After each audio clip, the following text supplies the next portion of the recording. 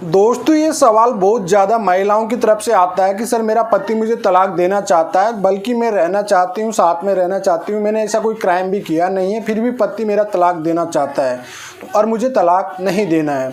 ये सिचुएशन दोस्तों तब क्रिएट होती है जब कई बार पति पत्नी के बीच में कोई थर्ड पर्सन आ जाता है, जैसे पति का किसी के साथ अफेयर हो जाता है और पति ज़बरदस्ती तलाक चाहता है, लेकिन पत्नी के पास बच्चे होते हैं। कहीं केसेस ऐसे आते हैं जिनके दो दो तीन तीन बच्चे होते हैं, उसके बाद भी उनके अफेयर हो जाते हैं हस्बैंड के, वो तलाक लेना चाहते हैं, पत्नी नहीं देना चाहती है। तो उस सिचुएशन में पत्नी को क्या करना चाहिए, कैसे पति के तलाक को खारिज करा सकती है। काफ़ी महत्वपूर्ण वीडियो रहेगा ये महिलाओं के लिए।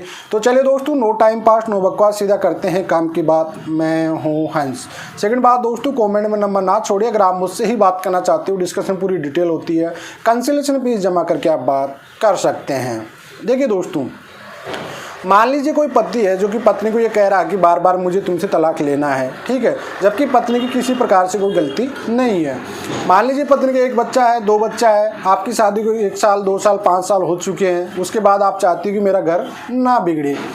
उस सिचुएशन में कई बार क्या होता है कि पत्नी को घर से बाहर निकाल भी दिया जाता है। अब जब एक्स पार्टी मतलब वन साइडेड डिवोर्स लेते हो सेक्शन 13A में, तो उस सिचुएशन में क्या होता है कि आपको घर में निकाल दिया जाता है, वहाँ पे पति के घर पे आप नहीं रह सकते हो, तभी जाके सेक्शन 13A अप्लाई कर सकते हैं।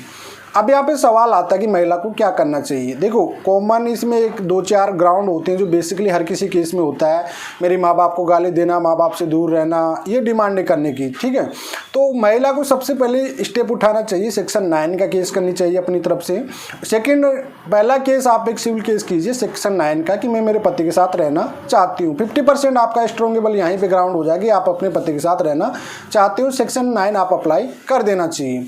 सेकेंड स्टेप आती है आप लोग जो कि ह्यूमन प्रोटेक्शन एक्ट होते हैं, जिसमें डोमेस्टिक वायलेंस में आते हैं। डीवी में जो ह्यूमन प्रोटेक्शन एक्ट होते हैं, जैसे सेक्शन 2 शेयर्ड हाउस में रहने का अधिकार, आपको पुलिस प्रोटेक्शन 17, ह्यूमन प्रोटेक्शन 18, 19, 20, जो कि आपकी पूरी लीगली राइट होते हैं, ठीक है। मेंटल हरासमेंट सेक्शन 12 में भी कर सकते हो, क्योंकि पति आपके साथ नहीं रह रहा तो उससे आपको मेंटल हरासमेंट हो रहा है। पति आपके साथ नहीं रखना चाह रहा तो उससे भी आपको मेंटल हरासमेंट होता है। देखो, मेंटल हरासमेंट में घरेलू प्रताड़ना का मतलब ये नहीं कि आपके साथ मारपीट होती है। मेंटल हरासमेंट करना भी एक घरेलू हिंसा में, डोमेस्टिक वायलेंस केस में ही आता है। तो उस सिचुएशन में आप डीवी का केस जरूर कीजिए, 498 केस मत करिए। हमेशा एक बात याद रखिए, जब भी पति तलाक देता है आगे से, आपको रहना है तो आप 498 केस की तरफ कभी मत जाइए। 2 केस आप हमेशा अप्लाई कीजिए, सेक्शन 9 का और डीवी केस में जो आपके लीगली अधिकार होते हैं ह्यूमन प्रोटेक्शन के, जैसे शेयर्ड हाउस सेक्शन 2 में अभी लेटेस्ट सुप्रीम कोर्ट ने लैंडमार्क जजमेंट दिया था कि कोई भी पत्नी बेघर नहीं हो सकती। उसमें सास ससुर के घर में रहने का अधिकार दिया गया है। पति के घर में, सास ससुर के, जिस घर में वो मैरिड होके गई है उस घर में उसको रहने का पूर्ण अधिकार दिया जाता है। अब बात करते हैं आगे चल के, भाई जब ये आप केस कर देते हो और पति उधर से सेक्शन 13A का केस करता है, तो आपको जब भी डेट आती है तो डेट पे आपको कोर्ट में जाना चाहिए, अपनी सफाई रखना चाहिए। क्योंकि देखो, बर्डन ऑफ प्रूफ का बाद डाइवोर्स का जो केस अप्लाई किया हस्बैंड भी होगा, हस्बैंड को साबित करना पड़ेगा कि पत्नी क्या क्या क्रूरटी कर रही है, किस तरह की जो भी एलिगेशन उन्होंने ग्राउंड बनाया है उनको साबित करना भी पति का ही काम है।